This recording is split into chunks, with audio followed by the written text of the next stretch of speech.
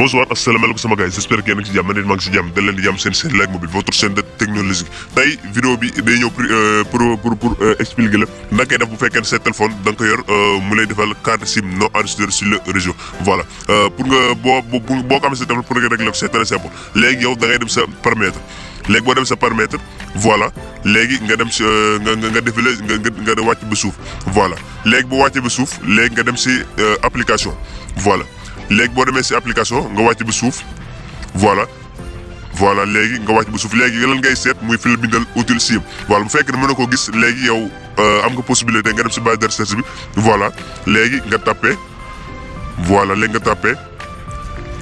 tapé SIM mu indi la utile SIM voilà wala nga di utile SIM c'est la même chose voilà léegi nga cliqué fi la bindal utile SIM voilà léegi boo cliqué utile SIM léegi passe bi la indil léegi yow fan ngay dem mooy léegi da ngay def directement fi mu la bindal fausser l'arrêt léegi nga cliquer fi mu la bindal fausser l'arrêt léegi mu laaj ok nga ok voilà léegi bu ok léegi nga wàcc bi suuf nga dem stockage voilà léegi nga cliquer stockage voilà nga dem supprimer les données voilà nga basaat ok léegi bu si ok léegi nga def retour. voilà léegi nga génn léegi boobu mooy première astuce léegi deuxième astuce bi léegi yow naka ngay def mooy première bi léegi yow da ngay éteindre sa téléphone maanaam boo éteindre sa téléphone léegi nga enlever la carte SIM léegi boo enlever la carte SIM nga relai le téléphone boo remet la léegi nga remettre SIM bi voilà après léegi nga laaj redémarrer waat li nga xam ne moo di sa téléphone voilà léegi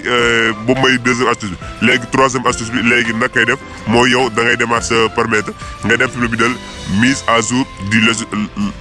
logiciel voilà nga cliquer ko léegi boo cliquer léegi nag ngay def mooy yow da ngay defaat mettre en jour sa téléphone am na fu mu la bindal téléchargement et installation voilà nga cliquer ko léegi nga installer li nga xam ne mooy mettre en jour sa téléphone bi voilà léegi boo ko mettre en jour sa téléphone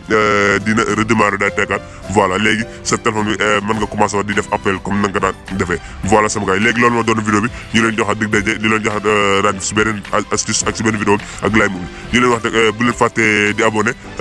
di partage vidéo bi parce que loolu mooy tax question boo xam ne dugal nañ ko rek ñu am ñu la leen ko mën di répondre